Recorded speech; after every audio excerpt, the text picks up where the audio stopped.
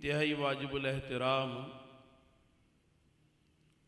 इस मुबारक महफिल के रूह रवां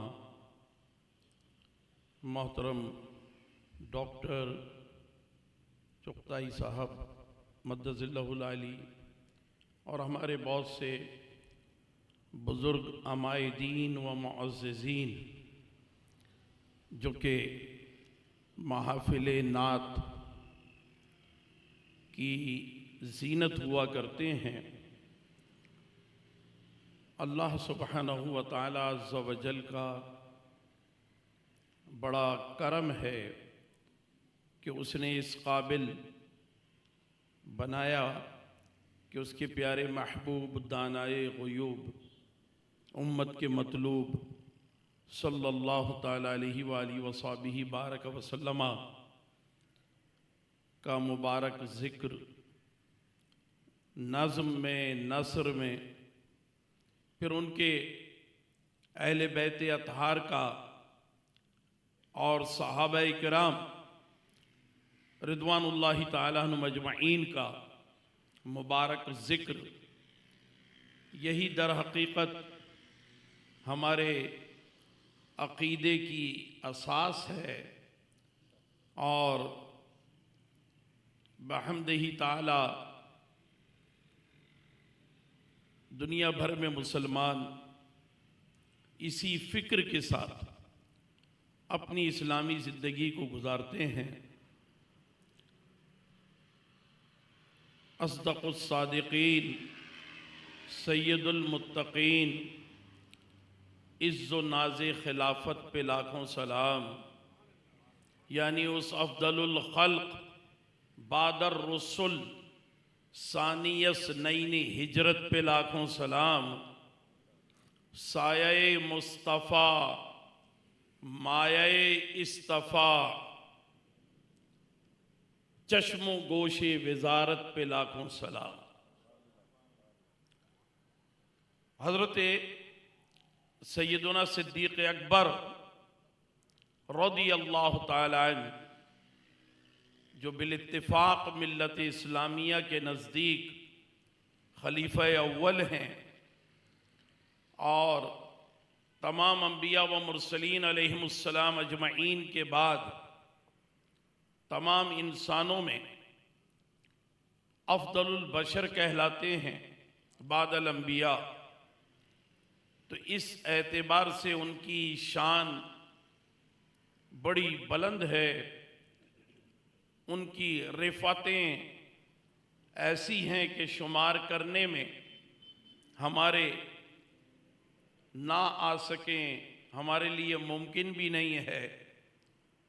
और मैं अक्सर ये बात अर्ज़ करता हूँ कि जो सबसे पहले खिलाफत पर मुतमक्किन हो जाए वो अपने बाद के आने वाले हुक्मरानों के लिए ज़रबुल मिसल हो जाता है और लोग उसी की हुक्मरानी को पेशे नज़र रख कर के हुक्मरानी के अंदाज को सीखा करते हैं। हज़रत अबू बकर सिद्दीक़ रज़ियल्लाहु ताला अन्हु आक़ाए दो जहां सल्लल्लाहु ताला अलैहि वालिहि वसल्लम से बड़ी देरीना रिफ़ाक़त और सोहबत और क़ुर्बत रखते हैं। दोनों एक ही इलाक़े मक्कतुल मुकर्रमा के रहने वाले, एक ही ख़ानदान यानी कबीले कुरैश से ताल्लुक़ रखने की बुनियाद पर 8वीं पुश्त में हज़रत अबू बकर रज़ियल्लाहु ताला अन्हु का सिलसिले नसब प्यारे आका मदनी ताजदार सल्लल्लाहु ताला अलैहि वालिहि वसहबिही बारक व सल्लमा से मिल जाता है। और मक्कतुल मुकर्रमा में रहने की बुनियाद पर दोनों 2 या सवा 2 बरस उम्र के तफावुत और फ़र्क के साथ एक दूसरे से बड़ी गहरी और पुख्ता दोस्ती के रिश्ते से मुंसलिक रहे हैं। और इनकी दोस्ती ज़रबुल मिसल दोस्ती है। जैसे अमूमन हमारी सोसाइटी में भी अगर कोई सुबह से लेकर शाम तक या रात देर तक अपने किसी साथी के साथ वक्त गुजारे तो वो दोस्ती ज़रबुल मिसल हो जाती है और फिर उसको कहीं और तलाश नहीं किया जाता। कहा जाता है कि भाई वो कहाँ होगा, अपने दोस्त के पास होगा। तो इस तरह इनकी दोस्ती बड़ी मशहूर और ज़रबुल मिसल रही। अगरचे मक्कतुल मुकर्रमा माजी में भी पहाड़ों का शहर होने के बावजूद इस एतबार से कि वहाँ भी ताजिर हजरात, सौदागर हजरात आया करते थे, हिंदुस्तान से भी अतर की तिजारत करने वाले अत्तार मक्कतुल मुकर्रमा या दमिश्क या मिस्र वगैरह जाते थे। और इसी तरह हिंदुस्तान के लोग खजूरों की खरीद के लिए मदीनतुल मुनव्वरा और दमिश्क और बसरा या मक्कतुल मुकर्रमा आया करते थे। तो इस एतबार से ये शहर कोई अजनबी शहर नहीं था, दुनिया में एक मारूफ शहर होने की बुनियाद पर यहाँ बाहर से बहुत से लोग खेल तमाशों के लिए भी आया करते थे। लेकिन जितने भी औकास के मेले लगा करते थे, उन मेलों ठेलों से दो बच्चों का कोई ताल्लुक नहीं था। एक की कैफियत ये थी कि वो अपने दूसरे साथी मोहम्मद सल्लल्लाहु अलैहि वसल्लम से बड़ी मोहब्बत और रिफाकत और हज़रत मोहम्मद मुस्तफ़ा सल्लल्लाहु अलैहि वसल्लम अपने दोस्त अबू बकर से बड़ी रिफाकत और मोहब्बत के साथ रहते थे। उस ज़माने में जहालत का वक्त है, छोटी उम्र में ही लोग शराब पीने लगते थे। लेकिन इन दोनों बच्चों ने कभी भी शराब को हाथ नहीं लगाया और कभी भी शौरा के हर किस्म के कलाम, बड़े बेबाक कलाम भी होते थे, हयासोज कलाम होते थे शौरा के, तो उसमें ये लोग कभी हिस्सा नहीं लेते थे। ये दोनों बच्चे बिल्कुल अलग थलग थे। कोई तीसरा शख्स इनकी दोस्ती में हाइल नहीं होता था। इनकी दोस्ती में कभी किसी को मुदाखलत का मौका खुद इन्होंने नहीं दिया। जैसे होता है ना कि कोई अब्दुल रशीद अब्दुल मन्नान को पूछता हुआ जाए और अब्दुल मन्नान के घर वाले बताएं कि नहीं है, तो ये पूछ लें कि भाई कहाँ मिलेगा, तो वो बताएं हो सकता है वहाँ फला जगह हो, यूटिलिटी स्टोर गया था या वो बैंक गया होगा। लेकिन इनके मामलात ऐसे भी नहीं थे, क्योंकि ये जब कभी भी गए तो एक बच्चे को अल्लाह ने ये सलाहियत दी थी कि अगर अपना दोस्त अबू बकर ना मिले तो उनके वालिद अबी कहाफा से कभी पूछना नहीं है कि अबू बकर कहाँ गए हैं। वो उसने अपने दिल की तरफ नजर करनी है। वो सारी दुनिया तो उसके दिल में बसी हुई थी। वो देख लेता था कि मेरा दोस्त कहाँ बैठा हुआ है, वहां जाकर अपने दोस्त से मुलाकात कर ली। और इसी तरह जनाब अबू बकर को कभी भी पूछने की जरूरत नहीं पड़ती थी जनाब अब्दुल मुत्तलिब रदी अल्लाह ताला अन्हु से कि वो दादा से ये पूछें कि मेरा दोस्त मोहम्मद कहाँ गया है, या चचा जनाब अबू तालिब से पूछें, क्योंकि उनके अंदर ये सलाहियत थी कि वो फ़ज़ा में अपने दोस्त की खुशबू को महसूस कर लेते थे और उसी खुशबू के सहारे चलते हुए अपने दोस्त से मुलाकात कर लेते थे। अल्लाहु अकबर, या रसूल अल्लाह सल्लल्लाहु ताला अलैहि वसल्लम। तो इनकी दोस्ती जो है, इसमें तीसरे की मुदाखलत कभी नहीं रही कि ये किसी तीसरे से पूछे कि मेरा दोस्त कहाँ गया। ऐसी दोस्ती थी और पाकीज़ा दोस्ती, ख्यालात भी पाकीज़ा और सोच भी ऐसी कि जैसे बड़े सोचा करते थे सोसाइटी की बेहतरी के लिए, फलाहो बहबूद के लिए। इस तरह इनकी सोच, ख्याल में भी कभी बाजार की रंगीनी का दखल नहीं हुआ, कभी इनके इफ्कार में और इनके शऊर में कभी किसी शर्मनाक या हयासोज बात या हयासोज लताइफ, लतीफ़े वगैरह, वो भी कभी इनकी फिक्र में दाखिल नहीं हुए। बहुत पाकीज़ा अंदाज में ये अपना वक्त गुजारते रहे हैं। तिजारत का सफ़र भी साथ किया और एक दूसरे की शादी के बंधन के मौके पर उसमें शिरकत भी की। उम्मुल मोमिनीन सैयदतुना खुदैजतुल कुबरा रज़ियल्लाहु ताला अन्हा से जब हुजूर अलैहिस्सलातु वस्सलाम रिश्ते इज़्दवाज से मुंसलिक हुए तो जनाब अबू बकर सिद्दीक़ रज़ियल्लाहु ताला उस शादी में शरीक थे एक मेहमान की तौर पर।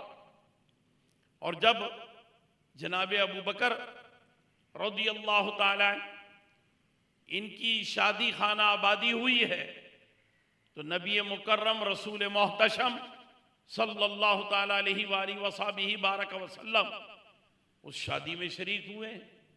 तो एक दूसरे के साथ खुशी के मामलात और दुख दर्द और तकालीफ के मामलात, उन सब में इनकी शिरकत रही है। और इसी तरह इनके आपस में फैमिली टर्म्स भी कायम हुए हैं। जब छोटी उम्र थी तो बेतकल्लुफ घर में आना और जाना भी था, और जब बलूगत की उम्र हो गई तो फिर बेतकल्लुफ आना जाना तो ना रहा, लेकिन एक हिजाब के साथ, एक झिझक के साथ आना जाना घर में फिर भी कायम रहा। इसी असना में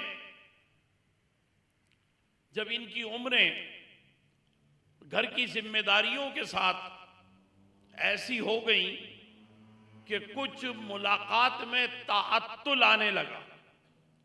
पहले रोजाना की मुलाकात थी, फिर उसके बाद 2-2 दिन के वक्फे, 4 दिन के वक्फे, कभी अगर शहर मक्का से बाहर हैं तो फिर कई दिन के वक्फे मुलाकात में आने लगे। जनाब अबू बकर खुद फरमाते हैं कि मैंने महसूस किया कि मेरे दोस्त जो हैं वो कुछ खलवत पसंद हो गए, और खलवत पसंद तो हम दोनों ही थे, लेकिन वो इतने खलवत पसंद हुए कि बिल्कुल तखलिए में उन्होंने शराया के इलाके में वाक़े एक पहाड़ जबले नूर, उसके ऊपर जाकर मोतकिफ होने लगे। यानी मुझे भी अपने तखलिए में दाखिल नहीं होने दिया। और नबी करीम सल्लल्लाहु ताला अलैहि वसल्लम फरमाते हैं, बुखारी शरीफ की ये हदीस मुबारका है बिल्कुल इब्तिदा में, कि वही की इब्तिदा कैसे हुई, वही का नुज़ूल किस तरीके से हुआ है। तो हज़रत अब्दुल्ला इब्न अब्बास रज़ी अल्लाह ताला अन्हु उन्होंने हुज़ूर अलैहिस्सलातु वस्सलाम से मालूम किया था और फिर सरकार मदनी ताजदार सल्लल्लाहु ताला अलैहि वसल्लम बारक वसल्लमा ने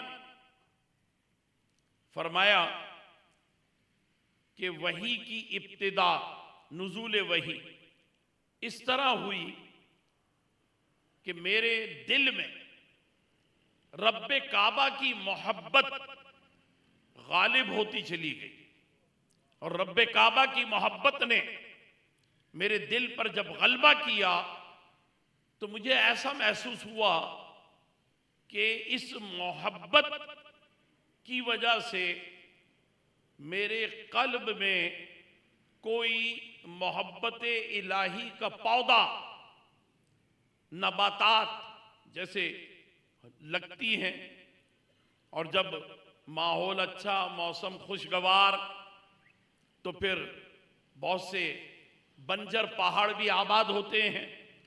तो इस एतबार से प्यारे आका अलैहिस्सलातु वस्सलाम फरमा रहे हैं कि मेरे दिल में अल्लाह ताला की मोहब्बत का एक पौधा वो मुझे महसूस हुआ और फिर उसकी मोहब्बत बढ़ती रही, यानी उसमें और भी इजाफा, यानी उस पौधे में शाखें बन रही। तो मेरे अंदर तबीयत होती थी कि मैं कुछ तन्हाई में बात करूं, इसीलिए मैंने तखलिया इख्तियार किया और जनाब अबू बकर से भी तखलिया कर लिया और शराया के इलाके में जबल नूर पर वाक़े एक गार में जाकर मैं मोतकिफ होता और वहाँ मैं अपने दिल से खूब बातें करता और इन्हीं बातों के दौरान ही रब्बे काबा से गुफ्तगू करना और फिर रब्बे काबा की तरफ से नामूस से अकबर जिब्राईल अमीन का आना और फिर अल्लाह का पैगाम मिलना, ये मुमकिन हुआ। तो हुज़ूर अलैहिस्सलातु वस्सलाम ने ये जो फरमाया बुखारी शरीफ में, ये कैफ़ बिदअल वही के तहत हदीस मुबारका हज़रत अब्दुल्ला इब्न अब्बास रज़ियल्लाहु ताला की रिवायत से मौजूद है। और जनाब अबू बकर कहते हैं कि मैं तिजारत के एक सफ़र पे रवाना हुआ तो अकेले गया, चंद शुरका मेरे साथ थे और मैं जो रिवायती हमारी शाहरा होती थी जिस पे हम चलते थे, तो उसी तिजारती शाहरा पर मैं गया तो मैंने देखा कि दमिश्क से पहले जहां हम पड़ाव किया करते थे वहां बोहेरा राहिब नामी एक कलीसा का निगरां वो होता था, लेकिन अब बोहेरा से मुलाकात नहीं हुई। मालूम हुआ कि बोहेरा का इंतकाल हो गया है और उसका एक शागिर्द उसका जानशीन है और उसकी मसनद पर बैठ गया है, उसका नाम है नस्तूरा। तो नस्तूरा ने मुझसे मुलाकात की और उसके बाद वो मुझे कलीसा के अंदर उस हिस्से में ले गया जहां आम तौर पर नसरानी नहीं जाते, सिर्फ निगरां को इजाज़त होती है जाने की।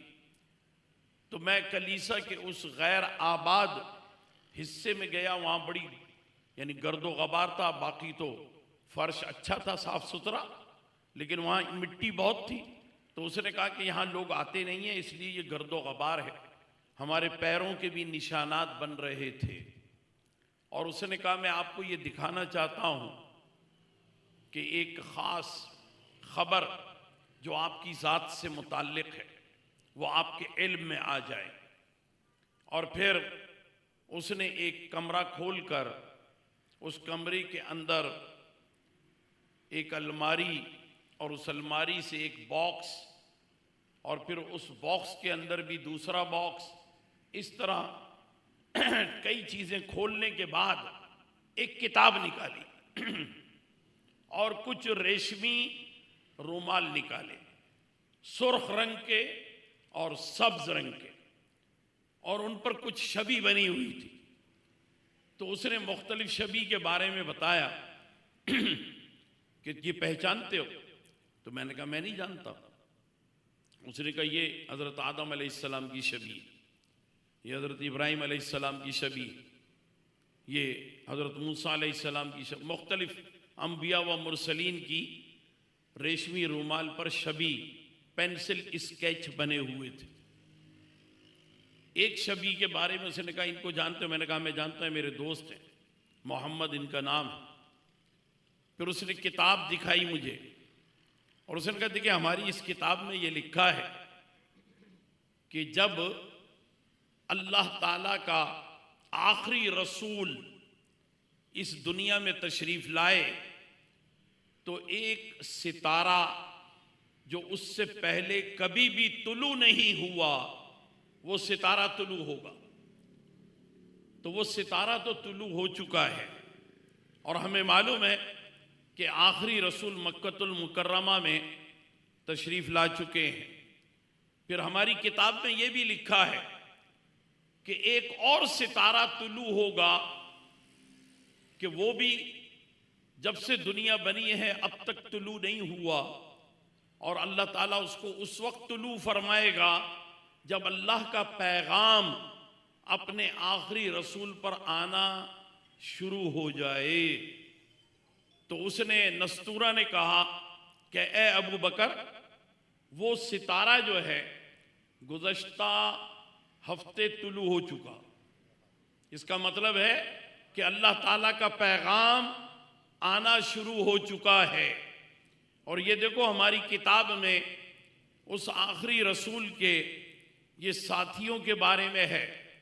तो जनाब अबू बकर कहते हैं कि मैंने जनाब अब्दुल मुत्तलिब की भी छवि देखी और जनाब अबू तालिब उनकी भी छवि देखी, और मुख्तलिफ नबी करीम सल्लल्लाहु अलैहि वसल्लम के जो आइज़्ज़ा व अक़रबा रहे उनकी छवि देखी।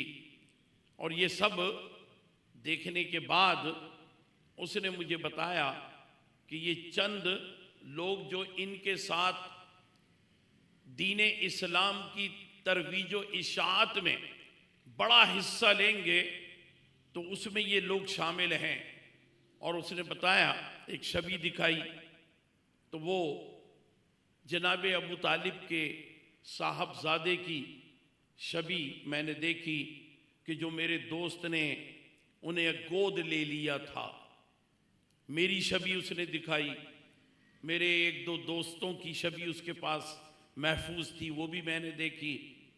ये सब देखने के बाद तबीयत मेरी तिजारत में ना लगी और मैंने अपने साथियों को सारा माल दिया और मैंने कहा कि मैं एक ज़रूरी काम याद आ गया है तो मैं मक्का वापस जाता हूँ, तुम ये मेरा माल तिजारत बेच देना और जो चाहना इसके बदले में वो ले लेना, तबादले के तौर पे ले आना। तो मैं बड़ी तेज़ रफ्तारी के साथ सफ़र करता हुआ मक्का पहुँचा और सीधा मैं अपने दोस्त के पास गया और जा कर के मैंने कहा कि मुझे ये खबर मिली है कि रब्बे काबा ने आसमान से कोई पैगाम भेजा है और आपको अपना रसूल मुंतखब फरमाया है। तो मेरे दोस्त ने मुझसे कहा कि ए अबू बकर, राहिब की बातें सुनने के बाद क्या मुझसे तस्दीक करने की ज़रूरत है? मैं उसी वक्त समझ गया कि ये वाकई अल्लाह के रसूल हैं, क्योंकि रसूल और नबी वही होता है जो गैब की बातें जानता है। क्योंकि मेरे और राहिब के दरमियान कोई तीसरा नहीं था और ये बता रहे हैं जब वो बात और उसकी पूरी खबर दे रहे हैं तो यकीनन इन्हें जो है अल्लाह सुब्हानहू व तआला अज़्ज़ व जल ने मुंतखब फरमाया है और अपना रसूल बनाया है। और फिर उसके बाद उन्होंने मेरी तरफ हाथ बढ़ाया, मेरा हाथ पकड़ने के लिए। मैं समझ गया कि ये मुझसे दीन इस्लाम की बैत लेना चाहते हैं, तो मैंने कुछ देर का तवक्कुफ किया, मामूली सा, और उन्होंने हाथ मेरी तरफ बढ़ा दिया था। मैंने अभी अपना हाथ उनकी तरफ नहीं बढ़ाया, थोड़ा सा तवक्कुफ। और इस दौरान मैंने ये गौर किया कि मैं अपने इस दोस्त के साथ शाने से शाना मिला करके चलता हूं, कदम से कदम मिला करके चलता हूं, आंखों में आंखें डालकर बात करता हूं। अब अगर मैंने इनकी बैत कर ली तो ये सब कुछ मामलात जो हैं ये ताज़ीम और तौक़ीर में और अदब में तब्दील हो जाएंगे। फिर मैं आंखों में आंखें नहीं डाल सकता। मैं पहले इख्तलाफ भी कर लेता था, अब मैं इख्तलाफ राय भी नहीं कर सकता। मैं कदम से कदम मिलाकर चलता था, लेकिन अब इनके कदमों के पीछे चलूंगा और इनकी मुताबियत और पैरवी करूंगा। लिहाजा मैंने वो एक लम्हा जो है इस तरह सोच करके गुजारा कि जैसे मुझ पर एक सदी गुजर गई हो।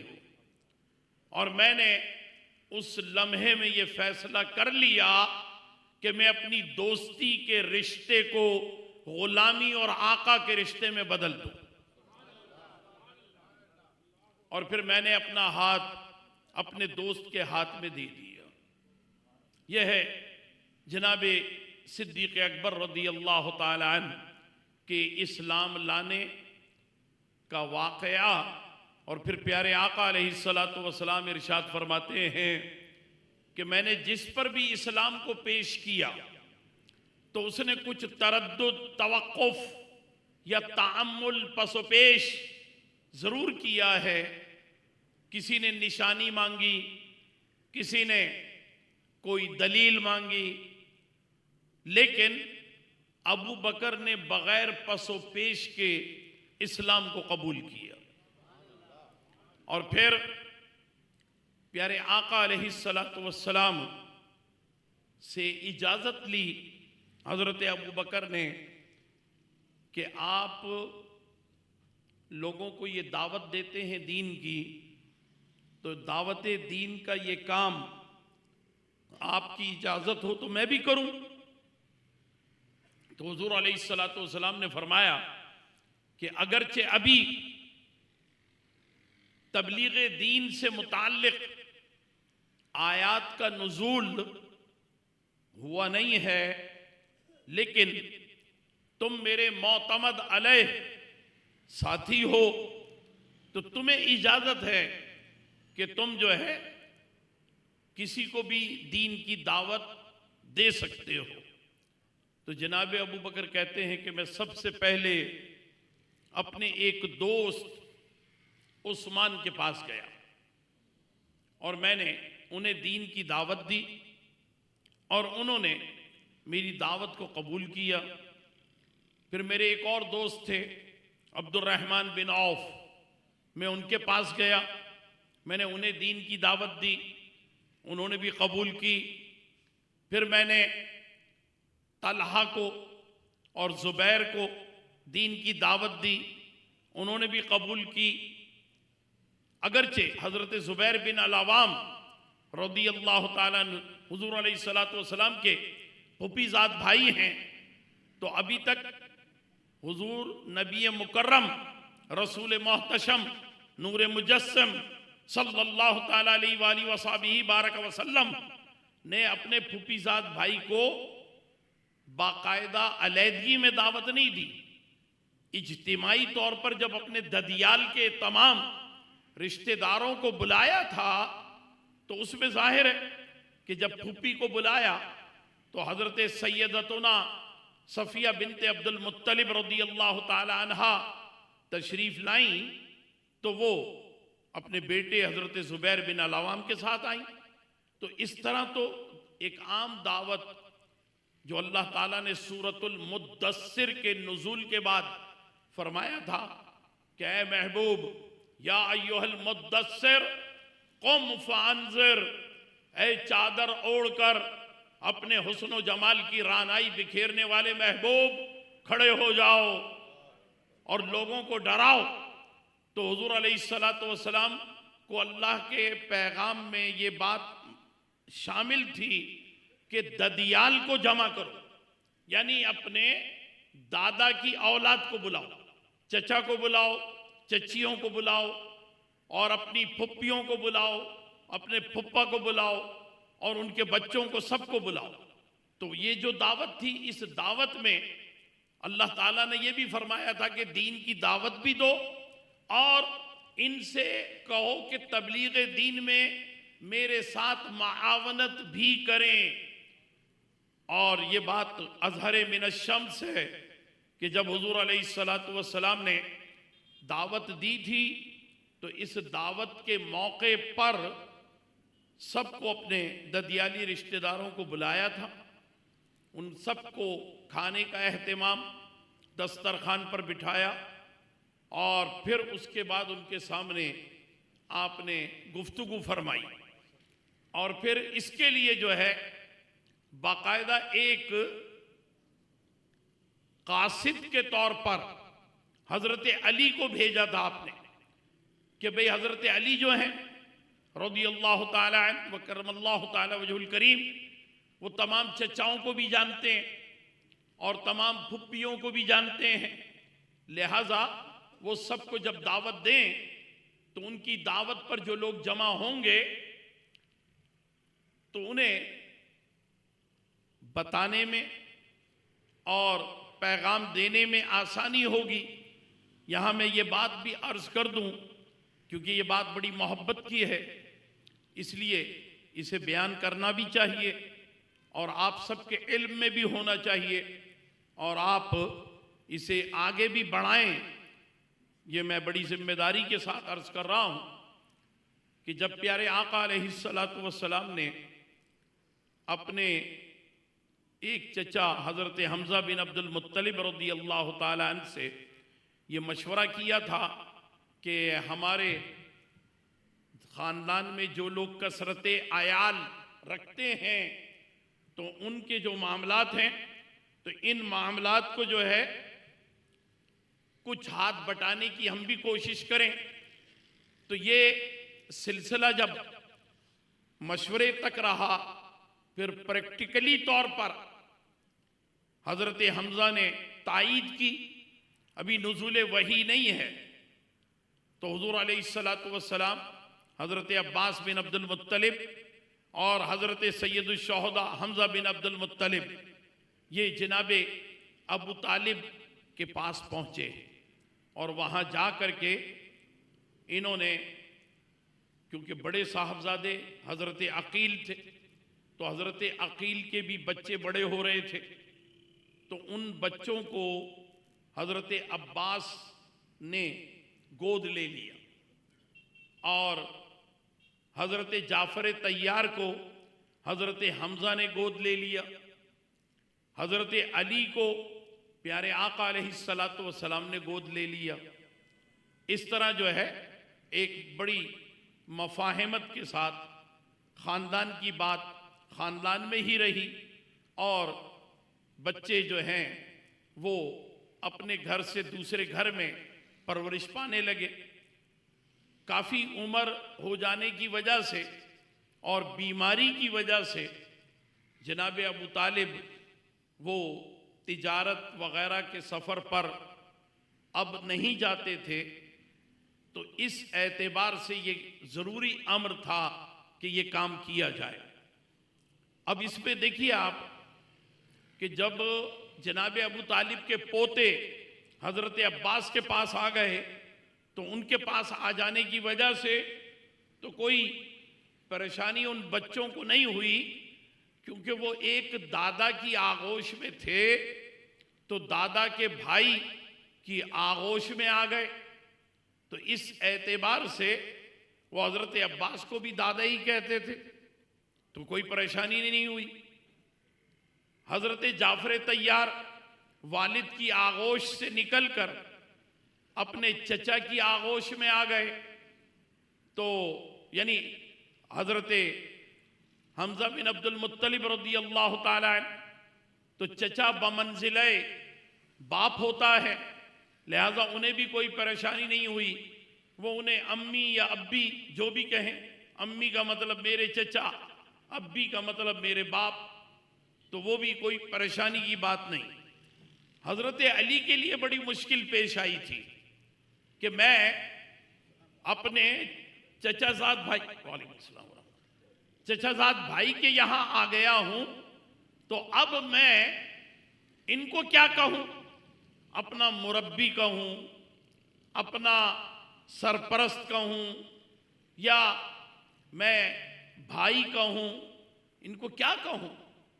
क्योंकि चचाजाद भाई हैं।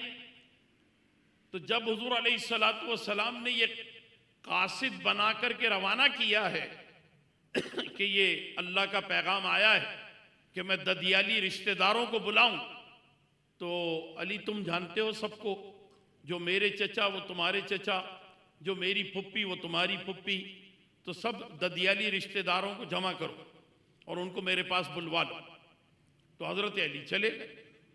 अब जाकर के उन्होंने हर जगह दावत दी, अपने वालिद को भी दावत दी। तो सबने पूछा भाई किसने बुलाया है?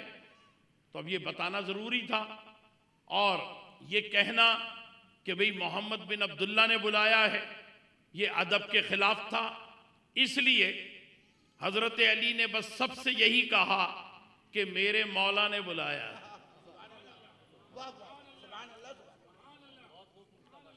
मेरे मौला ने बुलाया। और फिर हजरत अली की इस दावत पर सबके सब जमा भी हो गए।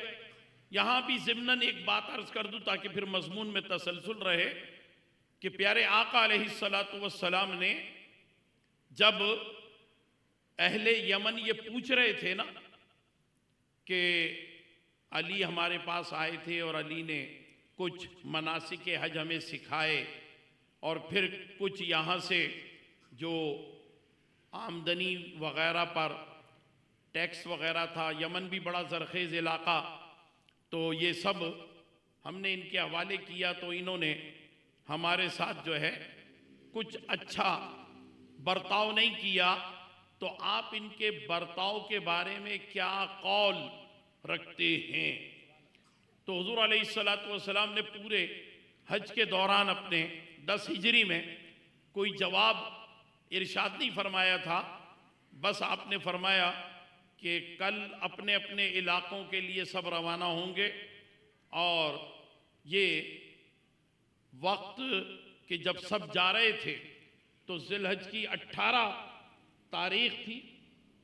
तो इस एतबार से वहाँ गदीर खुम के मकाम पर ये हुदैबिया, जो कि मक्कतुल मुकर्रमा से 25 किलोमीटर है, और हुदैबिया से ये मज़ीद 2 किलोमीटर आगे चले जाएं तो वो गदीर खुम का मकाम आ जाता है। मैंने उस जगह की ज़ियारत की है। तो वहाँ हुज़ूर अलैहिस्सलातु वस्सलाम से यमन वालों ने कहा अब तो हम यमन चले जाएंगे, और बाकी मदीना वाले, जद्दा वाले, बोहरा वाले, ताइफ वाले, वो भी सब वहाँ से तकसीम हो रहे थे सारे काफिले। तो पूछा गया कि आपका कौल क्या है हज़रत अली के बारे में? तो याद रखिए कि ये कौल से ही कव्वाली बना है। वो जो कौल पेश करते हैं ना, तो वह यही बात है। तो हुजूर अलैहिस्सलातु वस्सलाम ने उसी मौके पर फरमाया कि मैं 2 बातें तुम्हारे सामने रखता हूँ।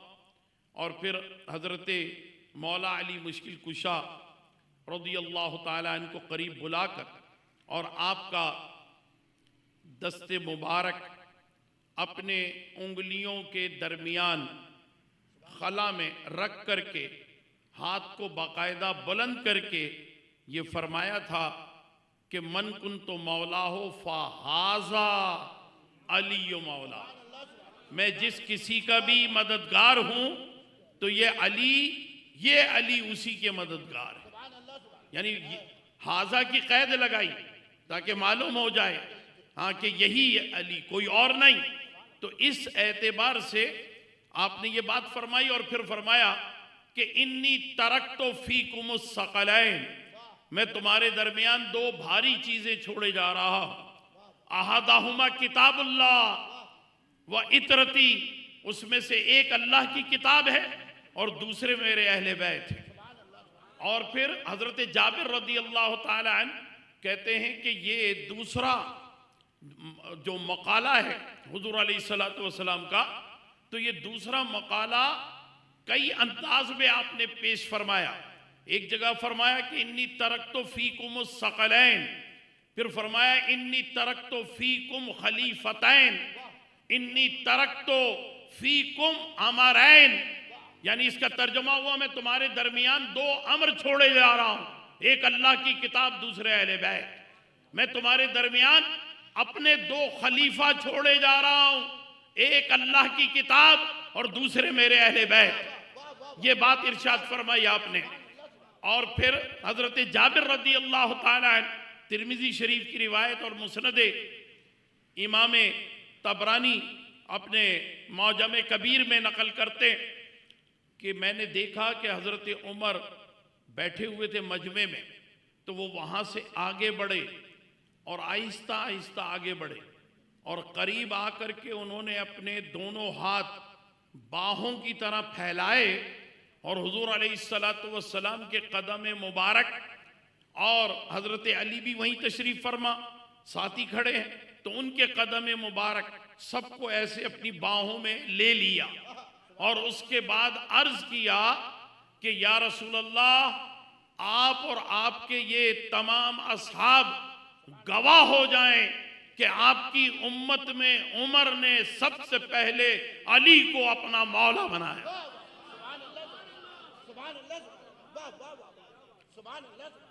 तो ये उस मौके की बात है। आप जरा गौर फरमाइए कि ये जब आपने दीन की दावत उस मौके पर दी है, तो सिवाय मौला अली मुश्किल कुशा के वो खड़े हो जाते थे और कहते थे या रसूल अल्लाह, मैं आपके साथ हूं और आप पर ईमान भी रखता हूं, आपके रब वादहु ला शरीक पर भी ईमान रखता हूं, और आप जो भी मुझे काम बताएंगे मैं वो काम करने के लिए तैयार हूं। अगरचे मेरी उम्र कम है, मैं कम सिन हूं, अगरचे मैं कमजोर भी हूं, लेकिन इसके बावजूद आप जो हुक्म फरमाएंगे तो मैं आपके हुक्म को बजा लाने में कोई भी पसो पेश नहीं करूंगा। ये इसी मौके की बात है। तो जो मैं अर्ज कर रहा था आपसे कि हजरत जुबैर बिन अल-अवाम रज़ी अल्लाह ताला अन्हु वो आए थे इस मौके पर, लेकिन उन्होंने अपने इस्लाम का इजहार नहीं किया। तो हजरत अबू बकर सिद्दीक रज़ी अल्लाह ताला अन्हु उन्होंने हजरत जुबैर को भी दावत दी, सईद बिन जैद को दावत दी, हजरत तलहा को दावत दी, हजरत अब्दुर्रहमान बिन औफ को दावत दी, और इसी तरीके से हजरत उस्मान गनी को दावत दी, और हजरत अबू उबैदा इब्न अल जराह को भी दावत दी। मजमूई तौर पर अशरे मुबशरा 10 हैं। उनमें हजरत मौला अली मुश्किल कुशा और हजरत उमर और हजरत अबू बकर, इनको अगर हम अलग करें तो 7 बाकी रह गए, 7 3 10। तो मालूम ये हुआ कि अशरे मुबशरा में 7 अफराद जो हैं वो ऐसे हैं कि जो जब दीन इस्लाम उन्होंने कबूल कर लिया तो उन्हें दुनिया ही में जन्नत की बशारत दे दी गई। और ये 7 अफराद हजरत अबू बकर सिद्दीक रज़ी अल्लाह ताला अन्हु की तबलीग की वजह से मुसलमान हुए। हजरत अबू बकर सिद्दीक रज़ी अल्लाह ताला अन्हु, मैं मजमून को जल्दी जल्दी समेटते हुए अपने इख्तिताम की तरफ आता हूँ कि हजरत अबू बकर सिद्दीक रज़ी अल्लाह ताला अन्हु का जो दीन इस्लाम के लिए खिदमात का दायरा है वो तो बहुत वसी है। मैंने शुरू में अर्ज़ किया तमहीदी कलिमात में कि उसका हम शुमार नहीं कर सकते, लेकिन ये बात याद रखिए कि जो ख़ास ख़ास और अहम बातें हैं, उन अहम बातों में ये है कि हज़रत अबू बकर सिद्दीक़ रज़ियल्लाहु ताला अन्हु उन्होंने जो ताज़ीम, जो तौक़ीर और जो अल्लाह के प्यारे रसूल अलैहिस्सलातु वस्सलाम के साथ मोहब्बत का जो अंदाज़ इख्तियार फरमाया है, वो अंदाज़ बहुत अहमियत रखता है। उसी में ये बात दाखिल है कि हज़रत अबू बकर सिद्दीक़ रज़ियल्लाहु ताला अन्हु अपनी मोहब्बत की वजह से 2.25 बरस जो खिलाफत का अरसा गुजारा है ना, उसके बारे में उम्मुल मोमिनीन आयशतुस सिद्दीक़ा रज़ियल्लाहु ताला अन्हा कहती हैं कि मेरे वालिद गोरे चिट्टे थे और उनकी आँखों से लेकर लबों के देहाने तक एक काली लकीर पड़ गई थी, क्योंकि वो सोते में भी रोते रहते थे फिराक़े रसूल में, और बेदारी में भी हर वक्त रोते ही रहते थे। और उनके करीब बैठने पर पता चलता था कि उनका दिल जो है हांडी की तरह पक रहा है। उन्होंने जब भी कभी कुर्ता उतारा और उसे मेरी माँ ने या मेरी बहन ने या मैंने धोया, तो दिल के मकाम पर बाएं जानिब कुर्ता सख्त होता था और वहाँ अगर मैल हो तो उसको छुड़ाने में वो कुर्ता वहाँ से फट जाता था। ऐसा लगता था कि दिल के तड़पने और फड़कने की तपिश वो कपड़े पर भी जाहिर होती थी। और फिर ये कि अपनी खिलाफत के ज़माने में आपने जो अंदाज़ इख्तियार किया, वो अंदाज़ बड़ा अहमियत रखता है कि हुज़ूर अलैहिस्सलातु वस्सलाम ने एक मौके पर ये फरमाया था कि ये असहाबे सुफ़्फ़ा मस्जिद नबवी शरीफ में जो बैठे, इनको काश कोई आबाद करे और ये खुले आसमान के नीचे ना रहें। तो हज़रत अबू बकर ने उसके बाद अपना मिशन बना लिया था, डोर टू डोर जाते थे और जाकर कहते थे कि अपनी बेटियों की शादियां करो। तो वो कहते थे रिश्ता बताओ। तो हज़रत अबू बकर बरहम होकर के कहते थे कि तुम्हें ये असहाबे सुफ़्फ़ा नजर नहीं आते, शादियां करो। तो वो लोग कहते थे बेसरो सामान, कहते थे मैं जिम्मेदार हूं इसका। और हज़रत जुलैबिब रज़ियल्लाहु ताला अन्हु बड़े ज़बरदस्त मेमार थे और बड़े शानदार मेमार थे। और उस ज़माने में आपको हैरत होगी कि 4 मंजिला इमारत तो उन्होंने तामीर कर दी थी मदीनतुल मुनव्वरा में। तो वो ऐसी टेक्निक इख्तियार करते थे। तो बहरहाल हज़रत अब्दुर्रहमान बिन औफ रज़ियल्लाहु ताला अन्हु और साद बिन अबी वक़ास रज़ियल्लाहु ताला अन्हु के बागीचे के पीछे वादी रानूना में नबी पाक सल्लल्लाहु अलैहि वसल्लम के ननियाल की एक ज़मीन थी। वहाँ सबसे पहली कोऑपरेटिव हाउसिंग सोसाइटी बनाई गई। जबले ओहद के पत्थर इस्तेमाल किए गए और वादी बतहान की खाके शिफा और बीरे गरस और बीरे ख़ातम का पानी इस्तेमाल हुआ। और ये 150 असहाबे सुफ़्फ़ा की शादियां करा के हज़रत अबू बकर ने उनको फैमिली क्वार्टर बना करके दे दिए थे। आज भी दुनिया में बहुत से लोग खुले आसमान के नीचे रहते हैं, लेकिन धरती पर एक वक्त ऐसा गुजरा है कि जब ये चांद रात को निकला हो तो इसने देखा और सूरज दिन को निकला तो इसने भी देखा कि एक वक्त ऐसा गुजरा है खिलाफत अबू बकर सिद्दीक के ज़माने में कि कोई खुले आसमान के नीचे नहीं रहता था। हर एक को उसकी ज़मीन, छत के नीचे और चार दीवारी में आबरूमंदाना ज़िंदगी गुजारने का मौका मिल गया था। तो ये मैंने चंद ज़रूरी बातें आपके सामने अर्ज की। और भी खिलाफत के बहुत से उमूर ऐसे हैं हज़रत अबू बकर सिद्दीक़ रज़ियल्लाहु ताला अन्हु के कि अगर हम उन पर बात करें तो हमें अंदाज़ा होगा। उस ज़माने में शाहराहों पर आपने बाकायदा होटल भी बनाए थे, मोटल भी बनाए थे। मोटल रिहाइश के लिए कि अगर कोई घुड़सवार थक गया तो आराम करे, और घोड़े की मालिश के लिए बाकायदा एक सर्विस स्टेशन भी बनाया था।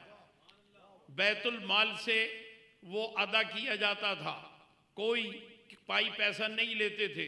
हम तो अगर किसी मोटरवे पे चले जाएं, होटल पे चाय पी लें तो चाय के पैसे तो देने पड़ेंगे ना, लेकिन वहाँ खाना भी खाओ तो हज़रत अबू बकर की तरफ से फ्री, चाय पियो कहवा पियो तो फ्री, अपने ऊंट और घोड़े की मालिश कराओ तो वो भी फ्री, सारा काम फ्री होता था। तो इस एतबार से आपने एक ऐसी वेलफेयर स्टेट की बुनियाद रखी अपने ज़माने में उसकी मिसाल आज दुनिया भर में नहीं मिलती। और एक आखिरी जुमला कि मैंने बहुत सारे हुक्मरानों के बारे में पढ़ा है, तारीख़ का मुताला मेरा बड़ा ज़ौक़ के साथ होता है। सिकंदर आज़म से लेकर नपोलियन बोनापार्ट तक और मसूलिनी से लेकर एंजल्स और लेनिन तक, तो तमाम के तमाम जितने भी हुक्मरान गुज़रे मुख्तलिफ वक्तों में, तो ये बात याद रखिए कि जितने भी हुक्मरान आए हैं ये सारे के सारे जो हैं अपने अपने ज़माने में इस अंदाज में आवाम की खिदमत नहीं कर सके जैसी खिदमत हज़रत अबू बकर सिद्दीक़ रज़ियल्लाहु ताला अन्हु ने की। और फिर उस पर भी ये कि एक वक्त में एक हाकिम ने 2 से ज़्यादा महाज नहीं खोले जंग के। हज़रत अबू बकर ने 2.25 बरस में 11 महाजों पर लड़ाइयाँ लड़ी। अल्लाहु अकबर या रसूलुल्लाह सल्लल्लाहु अलैहि वसल्लम।